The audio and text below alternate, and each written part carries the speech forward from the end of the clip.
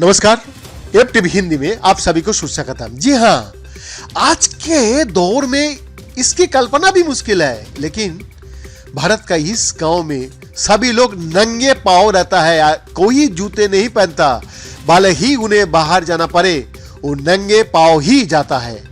इतना ही नहीं, परिवार में कोई बीमार हो जाए तो लोग अस्पताल नहीं जाते। अगर किसी सूरत में कहीं बाहर जाना पड़ा या फिर किसी रिश्तेदार को घर आना पड़ा तो ये लोग बाहर का खाना नहीं खाते, पानी भी नहीं पीते। यकीन करना भले मुश्किल हो, लेकिन ऐसा ही एक गांव आंध्र प्रदेश की तिरुपति से 50 किलोमीटर दूर स्थित है। गांव का नाम वेवनाइडलू है। यहाँ के ग्रामीण इन बातों को अपनी पुरानी परंपरा बताता है। ग्रामीणों का कहना है कि जिलाधिकारी को गांव में आने पर गांव के बाहर ही अपने जूते उतरने पड़ता है, उसके बाद गांव में घुसता। गांव के मुखिया रखा का कहना है कि जब से हमारी जनजाति इस गांव में बसी है तब से ये प्रथा चली आ रही है।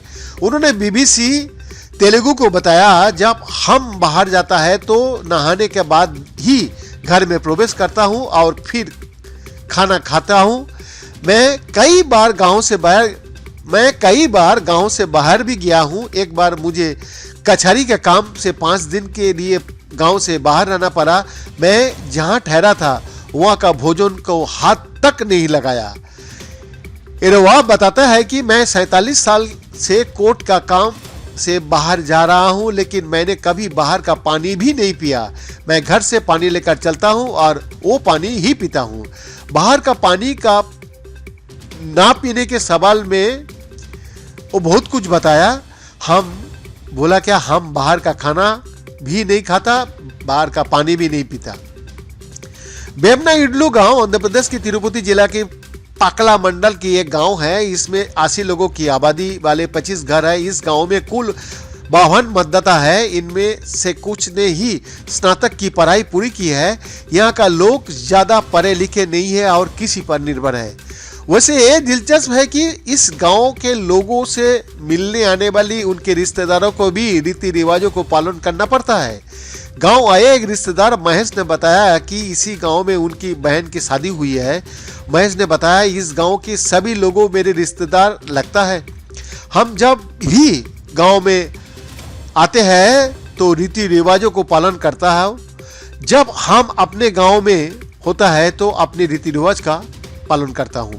महेश बताता है, हम अपने जूते गांव की बाहर ही उतार लेते हैं। अगर हम किसी भी घर में प्रवेश करना होता है तो हम पहले स्नान कर लेते हैं। आप मासिक धर्म के दौरान या हाल ही में परिवार में किसी का मृत्यु हो जाने पर भी इस गांव में प्रवेश नहीं कर सकता है। इस गांव का साक्षर भी रीति रिवाज का पालन करता है। इस गांव के लोग खुद को पलटकरी जाति से संबंधित मानता है। इन्हें आंध्र प्रदेश में पिछड़े वर्ग का रूप में वर्गीकृत किया गया है। इस गांव का सभी लोग एक ही वंश का है। वो बाहरी लोगों से संबंध अपनी जाति को अंदर ही बनाता है। गांव का लोग प्राचीन मंदिर में पूजा प्रार्थना और अनुष्ठान करता है। ये गांव में नरसिम्हा स्वामी और गंगम्मा का भी पूजा होता है। भगवान सब कुछ संभाल लेंगे ऐसा मानते हुए यहाँ का ग्रामीण अस्पताल भी नहीं जाता है। ग्राम प्रधान इरवा बताता है कि अगर हमें सांप भी काट ले तो हम मानते हैं कि हमारा भगवान इसे ठीक कर देगा। हम किसी अस्पताल में नहीं जाते। हम स्नेक हिल की परिक्रमा करता हूँ, हम नीम का पेड़ की परिक्रमा करता हूँ। हम अस्पताल नहीं जाता हूँ। हमारे भगवान हमारी देखभाल करता है। जब हम बीमार होता है तो हम मंदिर की परिक्रमा करता हूँ। 2 दिन ऐसा करने से हम फिर से स्वस्थ हो जाता है। ये हमारी परंपरा है। बैद्यनाथ दास का report, F TV Hindi, Delhi, India.